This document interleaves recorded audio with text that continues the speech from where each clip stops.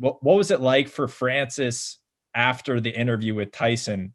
Maybe when he was talking with you about it, was he like still kind of in awe of Tyson, or was there behind the scenes talks about technique? I know he's done some stuff with Teddy Atlas as well.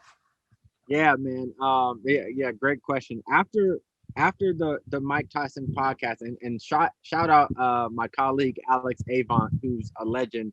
If you've seen the Black Godfather, it's actually about his father, Clarence Avant. You know, shout out the Avants, period. But he has been Alex was a CA agent on the entertainment side, has known Mike Tyson forever.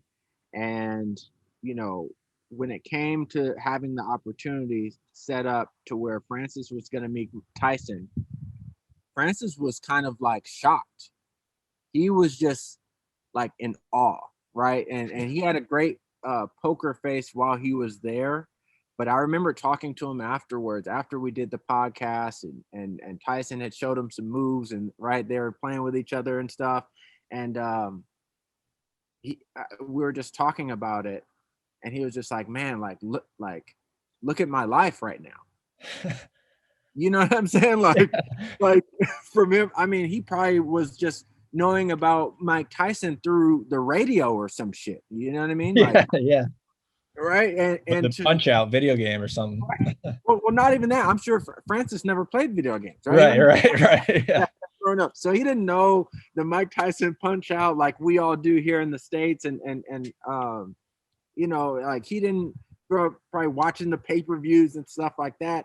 But you just hear, and a legend such as Mike Tyson, right? That celebrity echoed throughout the entire world, right? Even in villages, right, in Cameroon, right, to a guy who never boxed a day in his life, but just had a dream named Francis Ngannou, right? So to fast forward through the years, and he's sitting across and right next to Mike Tyson, getting advice, getting pointers, and we left that, like, even me, I was just like, dude, like, you don't get a chance to be in what they call like rare air, right? Like, Yeah.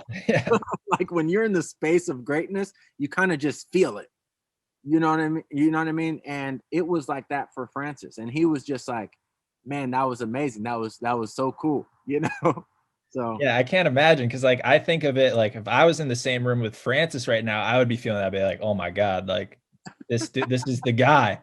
But then for Francis to be feeling that, you know what I mean? It's just like those like levels of greatness. But that's what Francis really has in front of him. I mean, if you're looking at his UFC career,